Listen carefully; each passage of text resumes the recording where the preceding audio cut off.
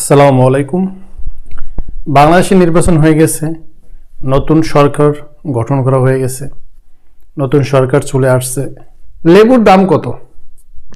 আমরা এই নিউজে দেখলাম, পত্রিকায় দেখলাম, বিভিন্ন সোশ্যাল মাধ্যমে দেখলাম যে লেবুর হালি যদি হয় 120 টাকা, তা সেখানে ফ্যামিলি কার্ড দিয়ে কি হবে বলেন? এই যে ব্যবসায়ীরা রয়েছে, যারা ব্যবসার মধ্যে যারা আছে, যে লাইনের ব্যবসা হোক, তাদের কিভাবে তাদের এত সাহস হয় তারা মালের দাম এত বাড়ানোর? অবশ্যই তারা পিছনে এই এক এক দলের লোকদেরকে কিন্তু টাকা দিতেছে, তাদের পিছনে টাকা ঢালতেছে, ওই টাকাটাই আবার জনগণকে মেরে জনগণের কাছ থেকে আবার নিতেছে। জুলাইয়ে আপনারা দেখছেন যে বাংলাদেশের জনগণ এবং ছাত্র জনতারাই কিন্তু নেমে কিন্তু সরকারকে বাংলাদেশ থেকে কি করছে, বিদায় করছে, ঠিক কিনা?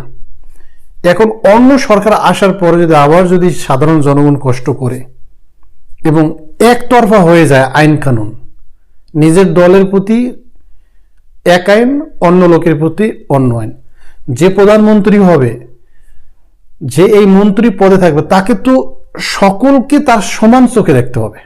কোনো এমপি মন্ত্রী তারা যদি অসুস্থ হয়, তাহলে তাদেরকে লন্ডন নিয়ে যাওয়া হয়, সিঙ্গাপুর নিয়ে যাওয়া হয়, আরো উন্নতশীল দেশে তাদেরকে নিয়ে যাওয়া হয়। আর সাধারণ জনগণ যে চিকিৎসাই পাচ্ছে না, তা নিয়ে কিন্তু সরকারের কোনো মাথা ব্যথা নেই। কারণ প্রত্যেকটা প্রবাসী, যারা প্রবাসী রয়েছে, তারা তাদের ফ্যামিলি যে না খেয়ে আছে তা কিন্তু না, কিন্তু এই প্রবাসীদের ছাড়াও এমন এমন ফ্যামিলি রয়েছে, তারা কিন্তু অনেক কষ্টও করতেছে, তাদের জীবন যাপন কিন্তু অনেকটা কঠিন হচ্ছে। তাদের পিছিয়ে আমাদেরকে সময় ব্যয় করতে হবে সরকারের, এবং সরকারের তাদেরকে দেখতে হবে। এছাড়াও রয়েছে সরকারের যে আইন প্রশাসন যে রয়েছে, এই আইন প্রশাসনের মাত্রা অনেক বাড়াতে হবে। বাংলাদেশটা যদি আপনি সঠিকভাবে চালাতে চান, তাহলে আপনার আইন প্রশাসন থাকতে হবে সৎ, এবং এই আইন প্রশাসন বাহিনী দিয়েই সব কিছু কন্ট্রোলে রাখতে হবে। এবং প্রত্যেকটা মানুষ তারা বৈধভাবে ইনকাম করবে, সরকারকে বৈধভাবে ট্যাক্স দেবে। এখন ডিজিটাল, এখন আমাদের আগের পুরনো সিস্টেম পরিবর্তন করে নতুন সিস্টেম আসতে হবে। তাহলে বাংলাদেশ মালয়েশিয়া হবে, তাহলে বাংলাদেশ সিঙ্গাপুর হবে, তাহলে বাংলাদেশ অন্যান্য উন্নতিশীল দেশের মতো হতে বাধ্য থাকিবে।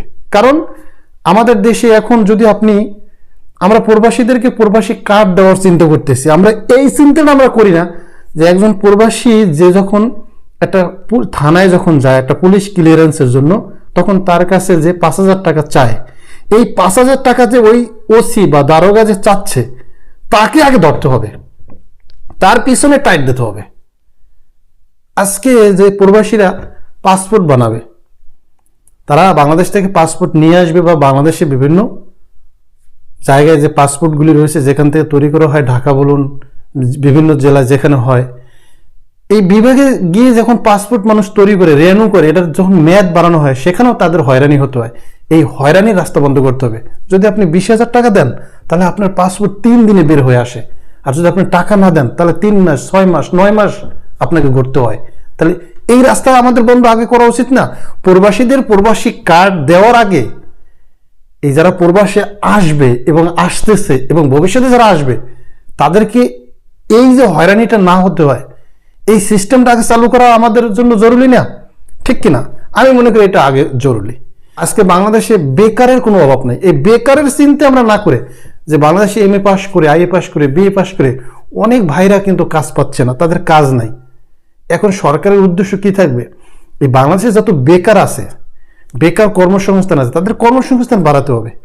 অথবা কর্মসংস্থান বাংলাদেশে যদি পর্যাপ্ত পরিমাণ বাড়াতে টাইম লাগে, তাহলে দেশের বিভিন্ন উন্নতশীল দেশের সাথে কন্ট্যাক্ট করে তাদেরকে ধরে তাদের দেশে শ্রমিক পাঠাতে হবে। তাহলে বাংলাদেশে উন্নতি হওয়া সম্ভব, ঠিক কিনা?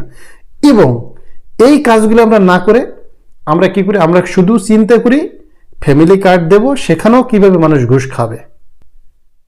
আজকে দেখুন যে প্রধানমন্ত্রী যিনি রয়েছে, তিনি তো সব জেলায় বা সব গ্রামে গিয়ে মানুষের হাতে হাতে ফ্যামিলি কার্ড দিতে পারবো না, পারবো? তিনি একটা আইন পাশ করতে পারবো, তিনি এই ফ্যামিলি কার্ডের যে উদ্যোক্তা বলেন, এটা যে দিব, এই বিষয়টা তার মাথায় রয়েছে, ঠিক কিনা?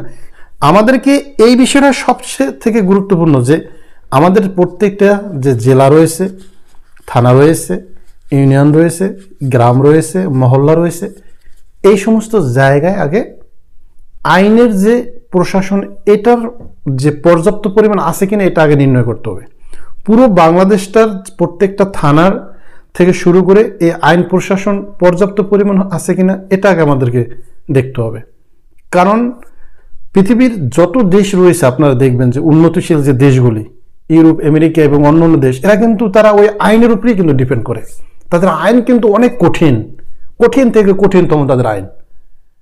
সেখানে কিন্তু একটা মানুষ রাতে আপনার ঘরে বসে আপনি যে রাত 10টার পরে আপনি একটু উচ্চ শব্দে কথা বলবেন সেটাও আপনি পারবেন না। অন্য মানুষকে আপনি চাইলে আপনি ডিস্টার্ব করতে পারবেন না। আর আমাদের দেশে দেখবেন প্রতিনিয়ত মানুষ ঝগড়া করতেছে, মারামারি করতেছে, কাটাকাটি করতেছে, কিছুই হচ্ছে না। কারণ ওই যে আইন দুর্বল। এই আইনকে সবার আগে যা কিছুই হোক না কেন, সবার আগে বাংলাদেশে আইনকে কি করতে হবে? কঠিন থেকে কঠিনতম বাস্তবায়ন করতে হবে আইন।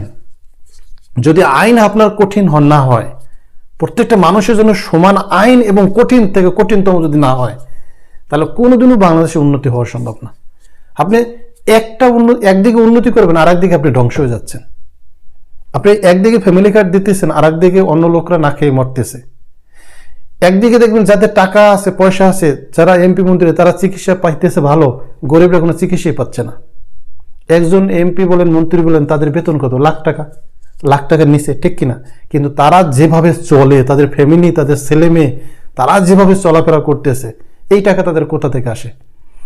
এই জন্য আইন এমনভাবে বাস্তবায়ন করতে হবে প্রত্যেকটা মানুষের জন্য, চাষা থেকে শিল্পপতি পর্যন্ত সবার জন্য আইন সমান চলবে। এই আইন যখন হবে সমান, তখনই বাংলাদেশের মানুষ সুবিচার পাবে এবং বাংলাদেশের উন্নতি হওয়া সম্ভব। সবার আগে আমাদেরকে দেখতে হবে, আমাদের দেশ যদি উন্নতি করাতে আমরা চাই, বা দেশ যদি ভালো একটা পর্যায়ে যদি নিয়ে যেতে চাই, তাহলে আগে যত ধরনের 2 নম্বরে কূটনীতি, শয়তানি বুদ্ধি আছে, কি কোথায় বসে করে, তাদেরকে আগে ধরতে হবে। তাদেরকে ধরে ধরে বেছে বেছে তাদেরকে আগে এমন থেকে শাস্তি দিতে হবে, তাহলে দেখবেন সবাই ঠিক হয়ে যাবে। এবং বিশেষ করে দেখবেন যে দর্শন, বাংলাদেশে কিন্তু প্রতিনিয়ত দর্শন হচ্ছে। এই দর্শনের উপরে কিন্তু এমন আইন প্রয়োগ করতে হবে, মানে বাস্তবে যে দর্শন করতেছে তাকে এমন শাস্তি দিতে হবে ভবিষ্যতে যেন দর্শন না হয়, ঠিক কিনা? তো বন্ধুরা, বাংলাদেশের নোংরা পলিটিক্স থেকে আমাদেরকে বিরত থাকতে হবে এবং সবসময় এটা ভাবতে হবে যে আমরা যারা এমপি, আমরা যারা মন্ত্রী, আমাদের যাদের ক্ষমতা রয়েছে, আমরা জনগণের জন্য। আপনি যদি জনগণের পাশে থাকেন, জনগণ আপনাকে বুকে আগলিয়ে রাখবে। আপনি যদি সবাইকে সমান নজরে দেখেন, তাহলে আপনার কোনো শত্রু থাকবে না। আপনি একজনকে অনেক কিছু দেবেন, একজনকে আপনার ডাইন হাতে রাখবেন, 5 জনকে ফেলে দেবেন, ওই 5 জনই আপনার পক্ষে থাকবে না। এটাই হচ্ছে আসল কথা, এটাই হচ্ছে বাস্তবতা, ঠিক কিনা? এজন্য একজন এমপি হওয়া সহজ, একজন মন্ত্রী হওয়া সহজ, কিন্তু দায়িত্ব পালন করা অনেক কঠিন। আপনি দেশের সেবা করবেন, আপনাকে দেশ ছেড়ে পালাতে হবে না। আপনি জনগণের সেবা করবেন, ওই এলাকা থেকে আপনাকে পালাতে হবে না। আজকে দেখেন, যারা আওয়ামী লীগ ছিল, তারা কেন আজকে চেয়ারম্যান বলেন, মেম্বার বলেন, তারা আজকে নাই। বাংলাদেশের অনেক জায়গায় কিন্তু তারা মানে পালিয়ে আছে, দেশ ছেড়ে চলে গেছে। আসলে তারা চেয়ারম্যান কেন হয়েছে? ওই এলাকার মানুষের জন্য হয়েছে না? তাহলে ওই এলাকার মানুষ তাকে কেন আটকে রাখলো না? ওই এলাকার মানুষ কেন তাকে বুকে আগলে রাখলো না? অবশ্যই তার কিছু ভুল আছে। এই ভুলের কারণে, কারণ আপনি একজন চেয়ারম্যান যখন হবেন, তখন তো সবার মন জয় করেই তো আপনি একজন চেয়ারম্যান হবেন। এবং যাদের মন আপনি জয় না করতে পারবেন, আপনার ভিতরে কি ভুল রয়েছে, সেই ভুলগুলো আপনার নিজেকে সংশোধন করতে হবে। মানে একটা বাড়িতে 20টা ঘর রয়েছে, একটা 20টা ঘরের আপনি জানছেন বা আপনি দেখছেন যে এখানে 5টা ঘর বা আপনার বিরুদ্ধে আছে। এখন আপনাকে ভাবতে হবে 15টা ঘর আমার পক্ষে আছে, মানে আমাকে ভালোবাসে, আমাকে শ্রদ্ধা করে, সম্মান করে, বাকি 5 ঘরের মানুষ কেন আমাকে করে না? আমার ভুল কোথায়, আমার সমস্যা কোথায়? আমাকে তাদের কাছে গিয়ে আলোচনা করতে হবে। যে কোনো সব সমস্যার সমাধান হচ্ছে আলোচনা।